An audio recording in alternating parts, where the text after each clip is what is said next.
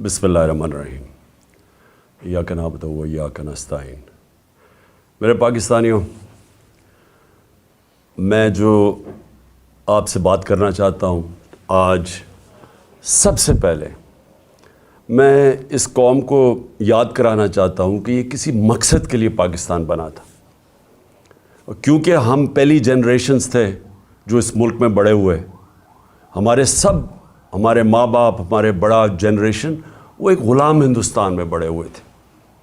تو میں اس لیے یاد کرانا چاہتا ہوں کیونکہ جو آنے والی ہماری نسلیں ہیں ان کو پتہ ہونا چاہیے کہ یہ اتنی سٹرگل تھی، ایک ہمارے عظیم لیڈر قائد اعظم، انہوں نے اتنی جد و جہد کی، اتنی قربانیاں دیں، پتہ تھا کہ ان کی زیادہ دیر زندگی نہیں ہے، لیکن انہوں نے کیوں اس خواب کے پیچھے اپنی جان کی قربانی دی۔ اور پھر لاکھوں لوگ، انہوں نے جب پاکستان بنا تو اس وقت اس بارڈر کے اوپر، یہ جدھر میں لاہور میں بیٹھا ہوا ہوں، یہاں اس بارڈر کے اوپر اور سارا جو نیچے پنجاب کا بارڈر تھا، یہاں لاکھوں لوگوں کی قربانیاں تھیں۔ تو اس لیے یہ ضروری ہے سب سے پہلے آپ اپنی قوم کو سمجھانا کہ یہ بڑا خواب تھا پاکستان کا۔ اور ہم نے جب بات کی تھی کہ اسلامی فلاحی ریاست، تو یہ یاد رکھیں کہ ہر مسلمان وہ ایک ہی پیریڈ کی طرف دیکھتا ہے جس سے وہ سمجھتا ہے کہ اسلام کی گولڈن ایج تھی، ہمارا سنہری دور تھا، اور وہ تھی مدینہ کی ریاست۔ تو ہم نے اس کو بیس کیا تھا، اس کے اوپر ہماری جو آبجیکٹو ریزولوشن ہے، جو قرارداد پاکستان ہے، وہ سب اسی کے اوپر بیس ہے، مدینہ کی ریاست کے اوپر، مثالی اسلامی فلاحی ریاست۔ دنیا کے ملکوں میں پہلے بھی کہہ بیٹھا ہوں، خوشیاں بری مسلمانوں کے اندر کہ ایک ایسی ریاست بن رہی ہے جو کہ اسلام کے نام پہ ہے، کیونکہ کوئی اور ریاست اسلام کے نام پہ نہیں بنی سوائے پاکستان کے۔ تو میں جو ویژن ہے وہ صرف پہلے آپ کو 2-3 جملوں میں ہی بتا دوں کہ جو بنیاد رکھی جاتی ہے مدینہ کی ریاست کی میرے نبی صلی اللہ علیہ وسلم نے، وہ تھی عدل اور انصاف پہ۔ اور اس کے اوپر بہت آج سے تقریباً 800 سال پہلے دنیا کے جو سمجھا جاتا ہے کہ ماڈرن ہسٹری کے باپ تھے، چاہے وہ مغرب ہو یا دنیا مانتی ہے ان کا نام تھا ابن خلدون۔ وہ اپنی کامنٹریز میں لکھتے ہیں کہ اگر اسٹیٹ کے اوپر وہ اپنا سارا تجزیہ نکالتے ہیں کہ اگر ایک ریاست کے اندر عدل اور انصاف نہ ہو، وہاں خوشحالی نہیں آ سکتی۔ یہ آج سے 800 سال پہلے لکھتے ہیں کہ بنیادی چیز خوشحالی کے لیے، غربت کم کرنے کے لیے عدل اور انصاف ہے۔ اور وہ کیوں ہے، وہ تفسیر میں بیان کرتے ہیں کہ بزنس بھی، سرمایہ کار انویسٹ اس ریاست میں کرتے ہیں جہاں ان کو پتہ ہو کہ یہاں قانون مکمل طور پہ ان کی حفاظت کرے گا، کوئی طاقتور آ کے ان کی زمین پہ، ان کے کاروبار پہ قبضہ نہیں کرے گا، جو وہاں کا ٹیکس کا نظام ہوگا وہ منصفانہ ہوگا، ان کو کوئی یہ خوف نہیں ہوگا کہ آتے ساتھ ہی کوئی قبضہ گروپ ان کی جگہ پہ قبضہ کر لے گا، کیونکہ وہ انصاف ہوگا۔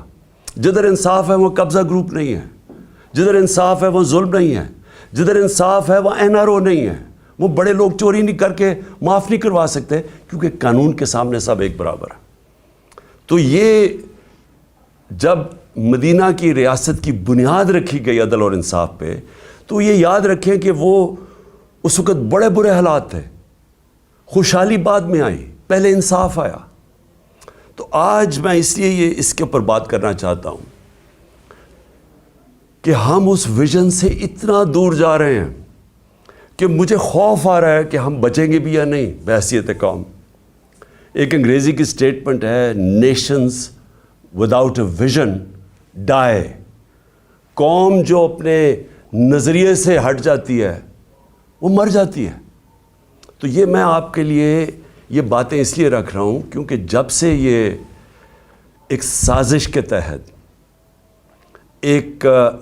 اس ملک کے مجرموں کی حکومت ہمارے اوپر نافذ کی گئی، ذرا ملک کے حالات دیکھ لیں کہ کدھر سے کدھر پہنچ چکے ہیں۔ اور میں اس لیے یہ آپ کے لیے کہہ رہا ہوں کیونکہ اب جس طرف آپ جا رہے ہیں میں آخر میں ادھر آؤں گا کہ اگر ہم بحیثیت قوم، میں اپنی ساری قوم کو، پارٹی کو نہیں کہہ رہا، قوم کو کہہ رہا ہوں کہ اگر آج ہم نہیں جاگیں گے اور ہم جد و جہد نہیں کریں گے، ہم سب ذمہ دار ہوں گے جو جس طرف اب ہم جس رخ پہ نکل چکی ہے۔ سب سے پہلے معیشت آ جائے۔ دیکھیں معیشت جو ہے نا، اس کے اوپر بھی ایک بڑا ضروری ہے، میں جو شروع میں بات کی کہ ادھر بھی انصاف چاہیے ہوتا ہے، رول آف لا چاہیے ہوتا ہے، سرٹنٹی چاہیے ہوتی ہے لوگوں کو۔ یہ جب تک مجھے یہ اعتماد نہیں ہوگا کہ آج جو میں یہ فیکٹری بنا رہا ہوں، میں دکان بنا رہا ہوں، میں پیسے لگا رہا ہوں، اپنی محنت کے سرمایہ کاری کر رہا ہوں، جب تک مجھے یہ نہیں پتہ چلے گا کہ یہ آگے بھی یہی سسٹم رہے گا، جب تک مجھے یہ اعتماد نہیں ہوگا کہ یہ قانون نہیں ایک دم بدل جائے گا، یہ اب سسٹم چلے گا، تب تک میں پیسے نہیں لگاؤں گا۔ بلکہ وہ یہ چھوڑیں کہ میں ملک میں نہیں لگاؤں گا، باہر سے بھی نہ کوئی پیسے لے کے آئے گا ملک کے اندر سرمایہ کاری کرنے کے لیے، اور اندر سے بھی آپ کے ہمارے جو سرمایہ کار ہے وہ کسی اور ملک میں جا کے پیسے لگائیں گے۔ اب دبئی میں جا کے کبھی پوچھیں، پاکستانی بزنس مین وہاں کتنے کارخانے بھی چلا رہے ہیں، بزنس بھی چلا رہے ہیں، ان سے پوچھے تو صحیح کہ جب آپ کا ملک ہے آپ نے پاکستان میں کیوں نہیں پیسہ انویسٹ کیا، آپ کیوں دبئی میں جا کے پیسہ لگا رہے ہیں، اور ملیشیا میں بھی یہی ہے۔ تو وہ سب سے پہلی بات کہیں گے کہ یہاں ہمیں اعتماد ہے ان کے قانون کے اوپر، ہمیں یہاں رول آف لا نظر آتا ہے، اس لیے ہمیں اعتماد ہے کہ جو ہماری انویسٹمنٹ ہے، جو سرمایہ کاری ہے، ان کا قانون اس کی حفاظت کرے گا، اس لیے لوگ انویسٹ کرتے ہیں۔ اور ہماری جو سب سے بڑی طاقت ہے اوورسیز پاکستانی، جن 1 crore overseas Pakistani, 10 million overseas Pakistani ہیں۔ آپ یہ سمجھ جائیں کہ اگر ان میں سے، میں پھر سے ایک فگر دیتا ہوں، 20 لاکھ بھی 15 سے 20 لاکھ پاکستان میں سرمایہ کاری کرنی شروع کر دیں تو ہمیں کوئی کسی کے سامنے ہاتھ پھیلانے کی ضرورت نہیں پڑے گی۔ لیکن وہ کیوں نہیں آتے یہاں؟ کیونکہ ان کو اعتماد ہی نہیں ہمارے انصاف کے نظام میں، بلکہ جو آئے تھے ہمارے دور میں، جو آئے تھے وہ سوچ رہے ہیں ملک چھوڑ کے جانے کا۔ اور وہ کیوں میں صرف 3-4 موٹی، زیادہ میں نے اور چیزوں پہ بات کرنی ہے، تو میں صرف آپ کو معیشت کے اوپر صرف فگرز دے دوں۔ جس دن ووٹ آف نو کانفیڈنس ہمارے خلاف سازش کے تحت کیا گیا تو ڈالر پاکستان میں 178 روپے کا تھا، 178 روپے کا ڈالر تھا جب vote of no confidence assembly میں دائر کیا گیا۔ آج ابھی 9 مہینے ہوئے ہیں، آج پاکستان کے اندر ڈالر 100 روپیہ مہنگا ہو چکا ہے۔ صرف اب ایک ہفتے کے اندر 50 روپیہ ڈالر مہنگا ہوا ہے۔ ہمارے 3 سال 8 مہینے کے اندر 55 روپیہ ڈالر مہنگا ہوا، یہاں صرف ایک ہفتے کے اندر 50 روپے ڈالر مہنگا ہوا ہے۔ میں کیوں ڈالر کا آپ کو بتا رہا ہوں کہ اس کے بہت بڑے اب آگے جا کے اس کے اثرات پڑنے لگے ہیں عام لوگوں کے اوپر۔ آپ جو سن رہے ہیں، آپ سب کے اوپر اب اس کے اثرات آنے لگے ہیں کہ یہ آ چکے ہیں، مہنگائی آ چکی ہے۔ ابھی بھی جو مہنگائی ہے 50 سال میں پاکستان کی تاریخ میں سب سے زیادہ مہنگائی ہے۔ اس وقت جو عام انسان چیزیں خریدتا ہے، سب سے جو بنیادی چیز ہے وہ آٹا ہے، وہ 60 روپے کلو سے پہنچ گیا ہے 150 روپے پہ۔ یہ عام آدمی کھاتا ہے۔ اس کے علاوہ گھی کدھر سے کدھر گیا ہے، اور جو لوگ بجلی استعمال کرتے ہیں، گیس کرتے ہیں، یہ سب مہنگی ہوئی اور مزید اور مہنگی ہونے جا رہی ہیں۔ جیسے جیسے روپیہ گرے گا، جو چیز ہم باہر سے خریدتے ہیں، جس میں جدھر بھی امپورٹ شامل ہے، وہ سب مہنگی ہوتی جا رہی ہیں اور ہوں گی آگے جا کے۔ تو اس کے ابھی پورے اثرات آئے نہیں ہیں، آنے والے ہیں۔ تو یہ کیسے کون سی قیامت آئی تھی کہ پاکستان کے اندر اس طرح کی معیشت ڈوبنے کے اوپر کھڑی ہے؟ کیا ہوا ہے؟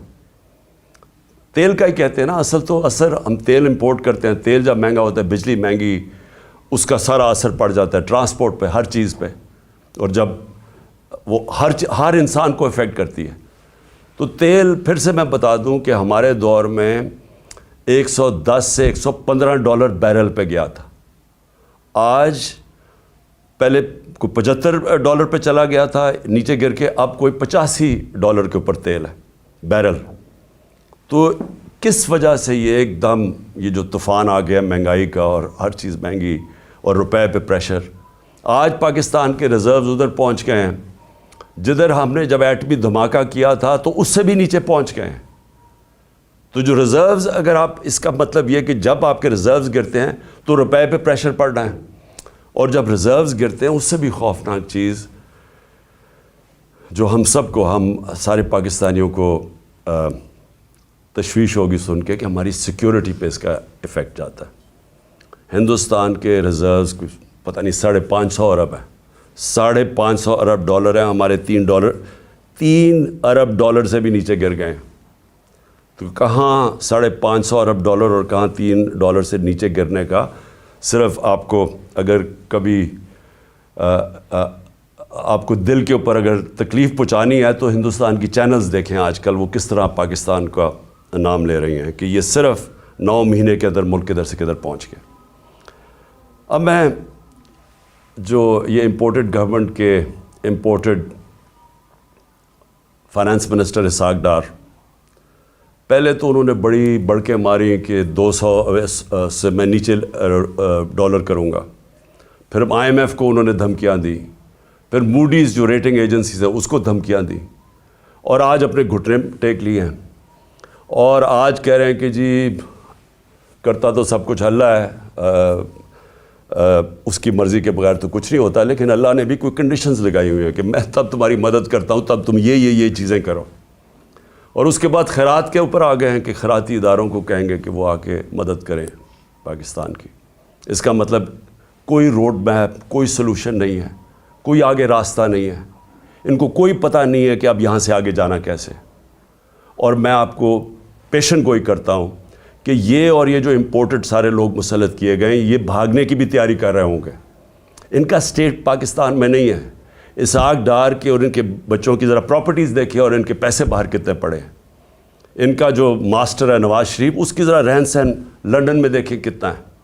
آصف زرداری کی کتنی پراپرٹیز باہر پڑی ہوئی ہیں, یہ سب کو پتہ ہے, ہماری ایجنسیز کو پتہ ہے. جو آج لوگ ان کی مدد کر رہے ہیں, جو ہینڈلرز پیچھے سے بیٹھ کے, ان سب کو پتہ ہے کہ ان کی پراپرٹیز کتنی باہر پڑی ہیں, کتنا پیسہ اس ملک کا چوری کر کے گئے ہیں. تو آج یہ کہہ رہے ہیں کہ خیرات پہ پاکستان, یعنی کہ بیرون ملک لوگ پیسہ خیرات کے اوپر پاکستان دے اور اپنا پیسہ باہر رکھا ہوا ہے. کون ان کو پیسہ دے گا؟ تو اس کا مطلب ان کے پاس کوئی روڈ میپ نہیں ہے. تو پہلے تو اکنامکلی آج میں نے بتانا تھا کہ آج ہم کدھر کھڑے ہیں.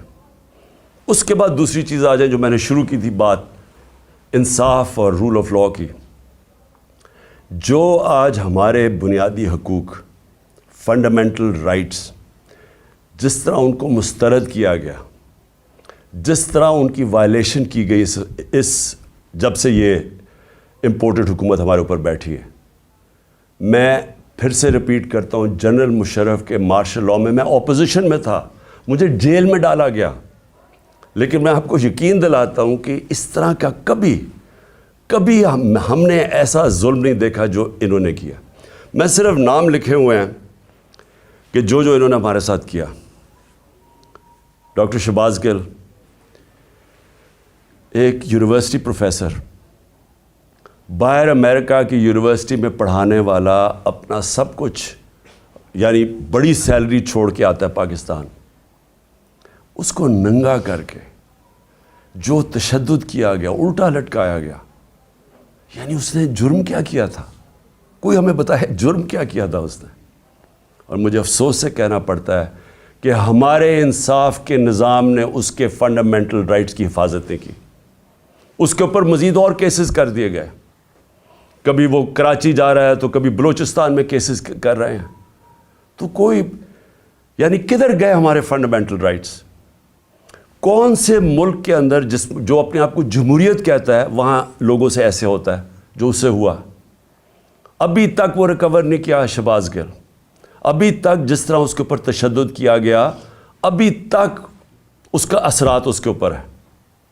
کوئی اس کو انصاف ملنے کی آس پاس سے کوئی نظر نہیں آ رہا, بلکہ ابھی بھی کیسز بھگت رہا ہے وہ.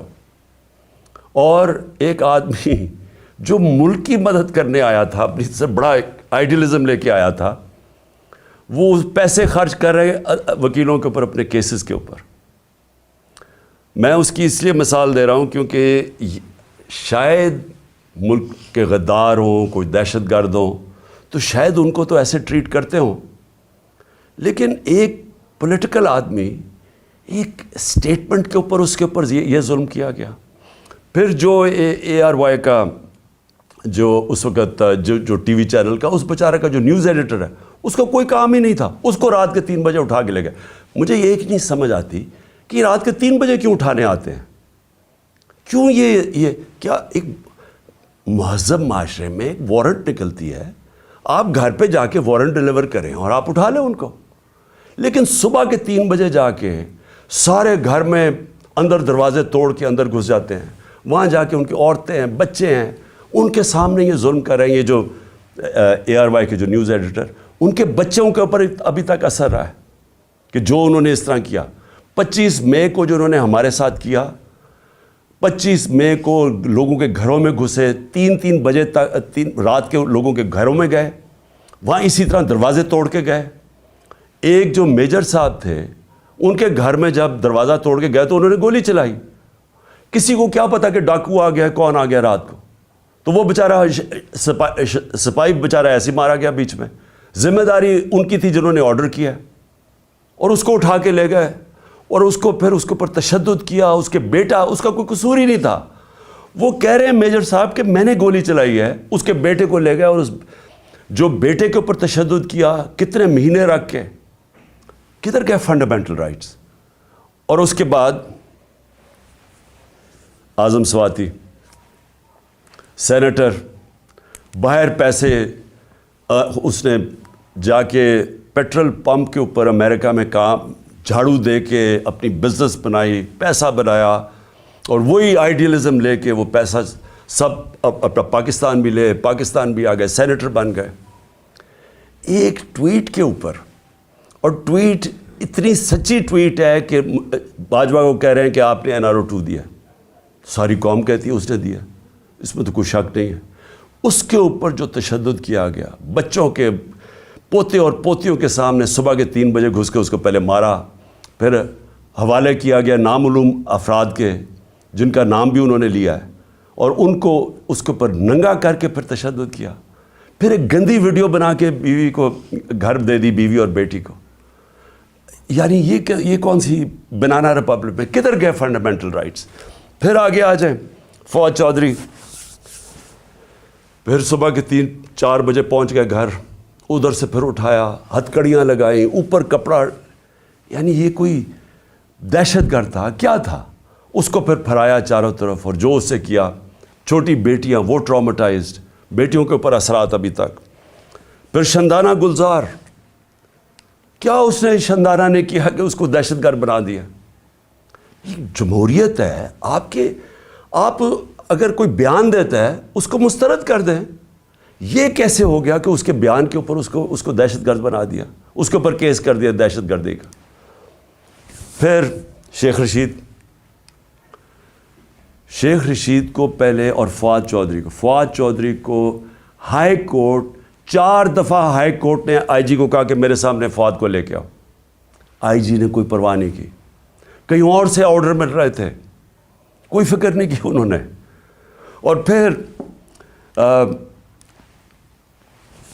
شیخ رشید بیل دے دیتی ہے عدالت, اسلام آباد ہائی کورٹ, اور کیسز ڈال کے اس کے اوپر کیسز پہ کیسز بنائی جا رہے ہیں, اور اس کو رکھا ہوا ہے.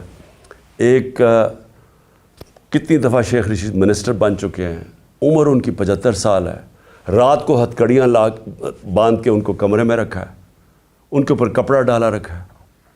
یعنی یہ میں اپنے انصاف کے نظام کو آج پوچھ رہا ہوں, کدھر گئے ہمارے فنڈامنٹل رائٹس. اور پھر میں گنانا چاہتا ہوں, عمران ریاض کو اٹھایا.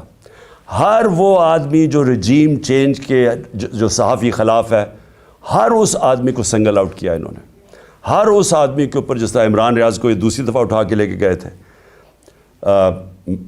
ارشد شریف کی جو سارے اس ملک کے لیے جو سب سے دردناک کہانی ہے صحافیوں کی تاریخ میں، جو اس سے کیا گیا، ملک سے باہر پر قتل کیا گیا، اس کو شہید کیا گیا، ایاز ضمیر، سمیع ابراہیم، غلام حسین، جو لوگ رجیم چینج کے خلاف لکھتے تھے، تنقید کرتے تھے، ان ساروں کو باری باری کہیں نہ کہیں ان کو ڈرایا، دھمکایا، اٹھایا گیا۔ سوشل میڈیا کے ہمارے لڑکے، انہوں نے مجھے ایسی کہانیاں سنائی ہیں جو ہمارے نہیں بھی تھے، انہوں نے لوگوں نے آ کے بتایا ہے، جو ویسے سوشل میڈیا پہ جو تنقید کر رہے تھے، ان کو راتوں کو اٹھایا، ان کو بھی لے کے گئے، کہیں ان کو ننگا کیا، وہی ایک سٹینڈرڈ چیز تھی۔ خالد گجر ہمارے ایم این اے کے کینڈیڈیٹ ہیں، ان کے بھائی شبیر گجر ایم پی اے رہ چکے ہیں، کل رات ان کے اوپر پولیس پہنچ کے ان کے گاؤں کے اوپر سراؤنڈ کر دیا، گاڑیاں توڑی وہاں۔ فروخ حبیب، اس کے اوپر ڈکیتی کا کیس ڈال دیا۔ میرے اوپر اب میں اپنے 60 ایف آئی آر ہے میرے اوپر، اور جو سب سے حیران کن چیز یہ ہے کہ اگر میں ایکس پرائم منسٹر ہوں، اپنی ایف آئی آر نہیں کٹوا سکا، اور اس کے بعد جو جے آئی ٹی بنی تھی، جو چیزیں نکال رہی تھی، جس میں واضح ہو گیا کہ اور وہ لوگ شامل تھے جن کو میں نے 3 نام جو نامزد کیے تھے کہ جو ایف آئی آر میں، وہ واضح ہو گیا کہ وہ اس کے پیچھے ہیں۔ نہ وہ، پھر سے میں کہتا ہوں کہ جو ڈی پی او گجرات، نہ وہ اپنا فون دینے کے لیے تیار تھا، اس کو بھی کہیں سے حکم آ رہا تھا، نہ سی ٹی ڈی کے اندر وہ جو ایس پی تھا، نہ وہ تیار تھا اپنا فون، جس میں اس نے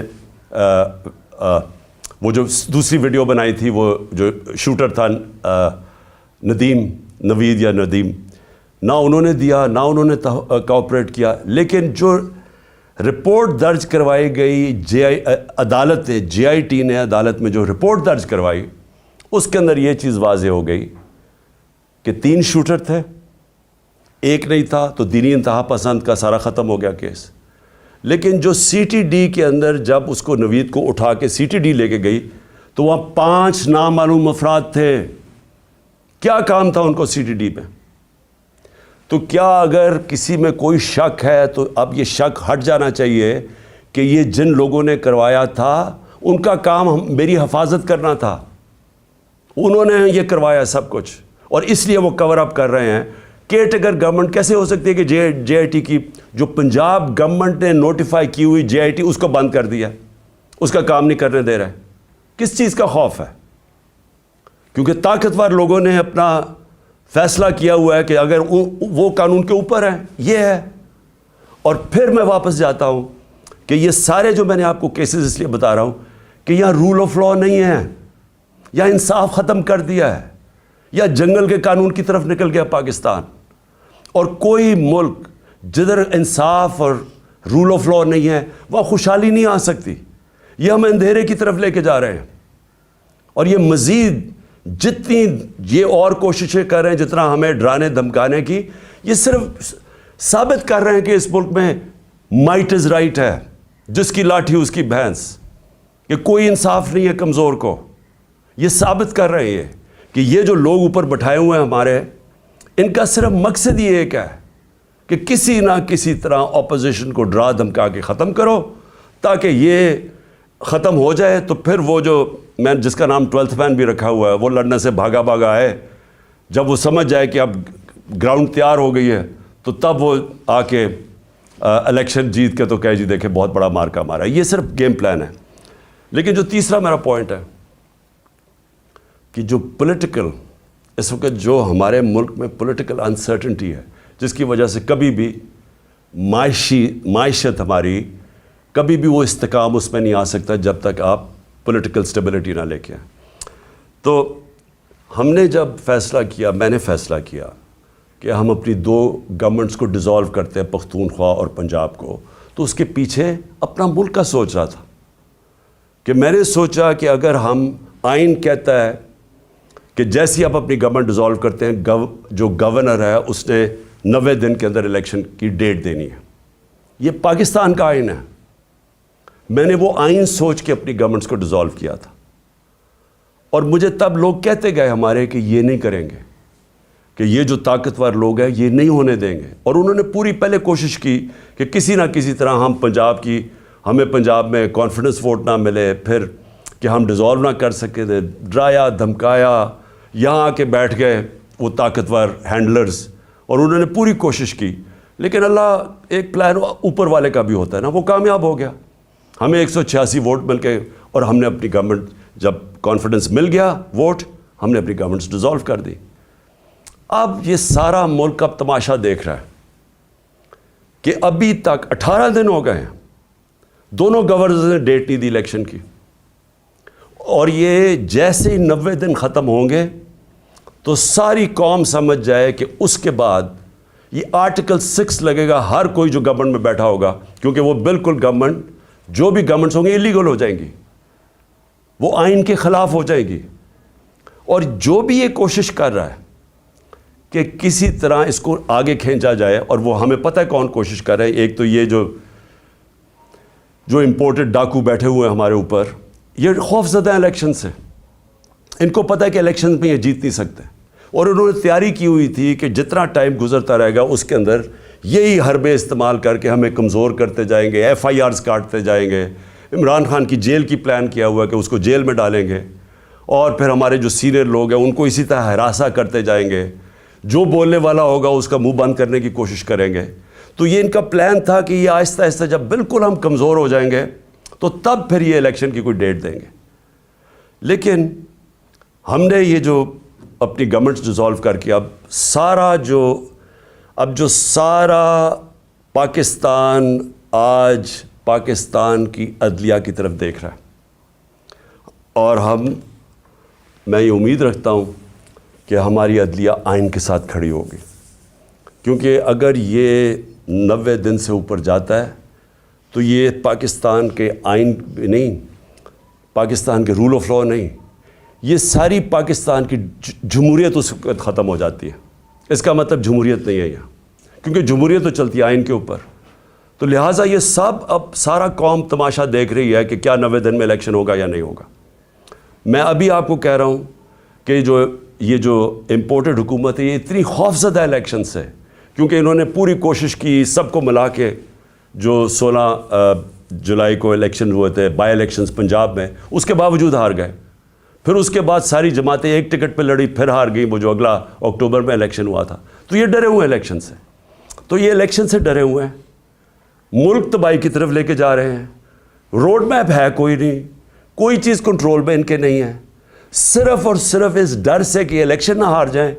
ان کو کوئی فکر نہیں ہے کہ ملک برباد ہو جائے, کیونکہ ان کے پیسے باہر پڑے ہوئے ہیں, ان کا پاکستان میں اسٹیک ہی کوئی نہیں ہے. انہوں نے پھر سے میں کہہ رہا ہوں یہ پھر باہر بھاگیں گے.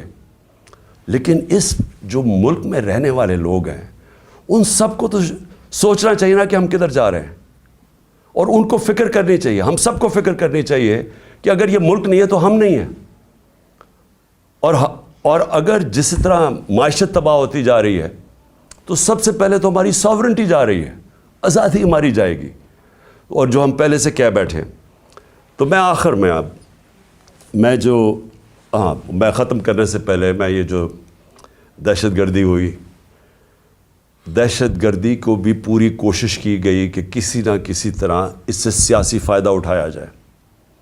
میں یہ شہباز شریف کے سامنے رکھنا چاہتا ہوں, کیونکہ شہباز شریف کو کوئی یا تو یاداشت ختم ہو گئی ہے یا پریشر میں آ کے ان کو چیزیں نہیں یاد. تو انہوں نے کہا جی کے پی نے پیسہ نہیں خرچ کیا یا کچھ نہیں کیا یا کے پی ذمہ دار ہے. میں صرف آپ کو بتانا چاہتا ہوں کہ پختونخوا میں 2013 میں جب ہماری حکومت آئی تھی تو تقریباً 700 پولیس والوں نے شہادتیں دے چکے تھے. پولیس ڈیمورلائز تھی, پولیس کے حالات برے تھے اس وقت, کیونکہ پولیس اپنے آپ کو ڈیفینڈ کر رہی تھی, لوگوں کو کیسے ڈیفینڈ کرتی. اور سب سے زیادہ جو قربانی دیں وہ پختونخوا اور اب جو قبائلی علاقہ اس کا حصہ بن گیا ہے, قبائلی علاقے کے لوگوں میں سب سے زیادہ قربانی, اور اس کے بعد پختونخوا کے لوگوں نے سب سے زیادہ وار آن ٹیرر میں قربانی دی تھی. اس لیے کل وہ اتنی تعداد میں نکلے ہیں امن مارچ میں, کیونکہ ان خوف ہے کہ پھر سے آپریشن شروع ہوا تو پھر جس وقت آپریشن ہوگا تو اس میں بے قصور شہری مارے جاتے ہیں جس طرح پہلے وہ مارے گئے تھے. تو اس لیے ان کو خوف آ رہا ہے کہ کسی طرح یہ امن ہو وہاں, یہ پھر سے آپریشنز نہ شروع ہو جائیں. لیکن جب شہباز شریف نے کہا نا کہ ہم نے کوئی توجہ نہیں دی, تو میں ذرا صرف آپ کو فگرز بتانا چاہتا ہوں. 9 سال, اور مجھے اس چیز کا فخر ہے کہ ہم جب 2013 کے اوپر آئے تو صرف آپ گراف دیکھ لیں دہشت گردی کا, اس سے پہلے دیکھ لیں اور اس کے بعد سارا دہشت گردی نیچے آئی, اور وہ نیچے آئی میں بتاؤں گا کیوں آئی. اور ہم جب فیڈرل گورنمنٹ میں تھے تو کیوں نہیں اس طرح کی دہشت گردی تھی تب. ہم ذمہ داری تب لیتے ہیں جب ہم گورنمنٹ میں بیٹھے ہوئے تھے. جب گورنمنٹ سے 9 مہینے نکل چکے ہیں, ذمہ داری آپ کی ہے, نااہلی آپ کی ہے. پختونخوا نے 9 سالوں میں 2013 کے بعد 600 ارب روپیہ خرچ کیا سیکیورٹی کے اوپر.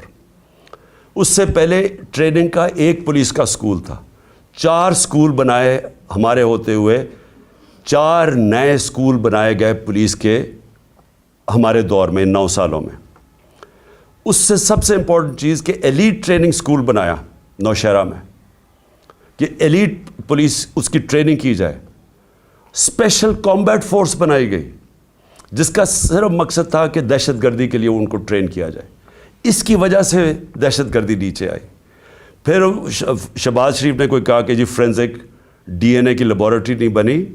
2017 میں خیبر میڈیکل کالج میں ڈی این اے کی لیبارٹری بنائی گئی. تو میں یہ جو جھوٹ بولے گئے وہ ختم کرنا چاہتا ہوں. پھر اس نے کہا کہ فاٹا کا جو بجٹ ہے اس میں سارے صوبے کنٹریبیوٹ کر رہے تھے. جب فاٹا کا مرجر ہوا تو سب نے فیصلہ کیا کہ ہاں ہم پیسے دیں گے تاکہ فاٹا جب حصہ بنا پختونخوا کا تو اس کو آرام سے ابزارب کرنے کے لیے یہ فیصلہ ہوا تھا. میں آپ کو صرف 2 صوبوں نے پیسے دیے تھے. وہ جو کمٹمنٹ کی تھی کہ 4 صوبے اپنے NFC ایوارڈ سے پیسے دیں گے, صرف 2 صوبوں نے دی. پختونخوا نے خود دیے اور دوسرا پنجاب نے دیا. باقی 2 صوبوں سے پیسہ نہیں آیا وہاں. اور جب ہمارے دور میں ہم نے 55 ارب روپیہ ہر سال ہم نے ایلوکیٹ کیا تھا فاٹا کے لیے تاکہ وہاں ڈیولپمنٹ ہو اور وہ مرج کر جائے آرام سے. جب سے پی ڈی ایم آئی ہے 55 ارب سے صرف 5 ارب روپیہ دیا گیا ہے پختونخوا کی حکومت میں.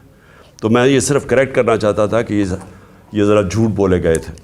آخر میں جی دیکھیں, میں یہ آخر میں بات کرنا چاہتا ہوں کہ پلان تو ان کا بہت واضح ہے. یہ جو کرپٹ امپورٹڈ حکومت ہمارے پہ مسلط کی گئی ہے اور ان کے پیچھے جو ہینڈلرز ہیں ان کے, پلان تو یہ ہے کہ کمزور کر کے تحریک انصاف کو ڈرا دھمکا کے لوگوں کو کیسز کروا کے, اور پھر بالکل جب یہ کمزور ہو جائے اور پھر الیکشن کمیشن ان کے ساتھ ملی ہوئی ہے, وہ ہر قسم کی مدد کر رہی ہے ان کی الیکشن کی, اور پھر کیئر ٹیکر گورنمنٹس ایسی لے آئیں. میں پھر سے ریپیٹ کرتا ہوں کہ اس ملک کی تاریخ میں کیئر ٹیکر گورنمنٹ کا ایسا مذاق نہیں اڑا جو یہ اب اڑا ہے. یہ ایسی کیئر ٹیکر گورنمنٹس بنائی ہیں کہ ہمارے جو سب سے ہمارے خلاف پولیس والے تھے اور بیوروکریٹس تھے ان کو ہمارے اوپر مسلط کیا گیا. وہ لوگ جو سارے ہمارے اینٹی تھے, یعنی اتنی بھی شرم نہیں آئی کہ 2-3 ہی کوئی ہوتے جو کہ نیوٹرل ہوتے, میں پرو بھی نہیں کہہ رہا, نیوٹرل ہوتے, سارے اینٹی لوگوں کو بٹھا کے 2 گورنمنٹس میں لے آئے. الیکشن کمیشن بھی ان کی, کیئر ٹیکر گورنمنٹس بھی ان کی, پیچھے سے جو مدد بھی ان کی آ رہی ہے, اور اس کے بعد کیسز کروا کے اور جیلوں میں ڈول کے تو پھر یہ الیکشن کا پلان بنا ہوا ہے. ہم نے جب 25 مئی کو جب ہمارے پر تشدد ہوا تو اگر اس وقت ہم فیصلہ کر دیتا, میں فیصلہ کر دیتا جو ہم نے پلان بنایا تھا دھرنا دینے کا, مجھے پتہ تھا کہ اگلے دن خون خرابہ ہونا ہے, کیونکہ انہوں نے اتنا ظلم کیا تھا لوگوں کے اوپر کہ وہاں غصہ تھا. ہم سارے ہمارے ورکرز میں سب میں غصہ تھا, اور مجھے پورا یقین تھا کہ اگلے دن کلیش ہونا ہے اور خون خرابہ ہونا اور انتشار پھیلنا ہے. میں نے وہ کال آف کر دی. جو لانگ مارچ تھی 25 کی صبح کو کال آف کر دی, 26 کی صبح کو. پھر 26 نومبر کو جب لاکھوں لوگ اس پنڈی پہ پہنچے اور ہم نے فیصلہ کیا ہوا تھا کہ ہم ادھر سے پھر اسلام آباد جائیں گے, پھر جب میں نے دیکھا کہ جتنی تعداد لوگوں کی تھی اگر وہ اسلام آباد چلتے تو وہاں پھر کلیشز ہونے تھے, انتشار ہونا تھا, اور پھر ہمیں خوف تھا کہ کلیشز ہونے تھے اور اس کی وجہ سے ملک میں انتشار پھیلا. وہ پھر کال آف کر دی اور فیصلہ کیا اپنی گورنمنٹس گرانے کا. اب ہمارے پاس دو راستے ہیں. جو یہ کر رہے ہیں ملک گیر, ہم سٹرائکس, پہیا جام, ڈیمونسٹریشنز, یہ راستہ ہے. یہ بھی ویسے جمہوریت کا راستہ ہے, لیکن معیشت کا اتنا برا حال ہے کہ اگر ہم اس راستے پہ نکل گئے تو مزید اور نیچے جائے گا. اس لیے میں آج اپنے سارے ورکرز کو, پاکستانی قوم کو, آج سب کو کہتا ہوں کہ تیاری کر لیں. ہم نے جیل بھرو تحریک کرنی ہے. انہوں نے ہمارے اوپر اب اسی طرح کا تشدد کیا. ساری میں اپنے نوجوانوں کو, قوم کو, لوگوں کو تیار کر رہا ہوں کہ اگر یہ سمجھ رہے ہیں کہ اس طرح کا تشدد کرتے رہیں گے اور چپ کر کے بیٹھے رہیں گے تو ہم بہتر یہ ہے کہ بجائے ہم توڑ پھوڑ کریں اور سڑکوں پہ نکلیں, جو ہماری پارٹی تیار ہوئی ہے اس وقت, ہم سارے تیاری کریں جیل بھرو تحریک کی, اور ہم انشاءاللہ پاکستان کے سارے جیلوں بھر دیں گے تاکہ ان کا شوق پورا ہو جیلوں کا, کہ اگر یہ سمجھ رہے ہیں کہ ہمیں اس سے خوف زدہ کر دیں گے اور ہم کسی طرح چپ کر کے پیچھے ہٹ جائیں گے اور اجازت دے دیں گے ان چوروں کو پھر سے اپنے اوپر مسلط کرنے کے لیے, تو یہ ہم ان کا شوق پورا کر دیتے ہیں. تو ساری پارٹی کو اور میں اپنی قوم کو آج کہنا چاہتا ہوں کہ وقت آ گیا ہے, ہم تیاری کریں. میں کال دوں گا, آپ سب تیاری کریں جیل بھرو تحریک کی, اور جیسے میں آپ کو سگنل کروں گا تو سارے ہمارے لوگ نکلیں گے اور ہم اپنی جا کے گرفتاریاں دیں گے, تاکہ ایک ہی دفعہ ان کو پتہ چل جائے کہ قوم کھڑی کدھر ہے. ہمیں پتہ ہے جیلوں میں کتنی کیپیسٹی ہے, اور مجھے پتہ ہے کہ قوم کتنی تیار ہے نکلنے کے لیے, تو ان کا بھی شوق پورا ہو جائے گا کہ دیکھ لیں گے کہ قوم کھڑی کدھر ہے. اس لیے میں آج ساروں کو تیار کر رہا ہوں اور میرے آپ نے سگنل کی انتظار کرنی ہے. پاکستان پائندہ باد.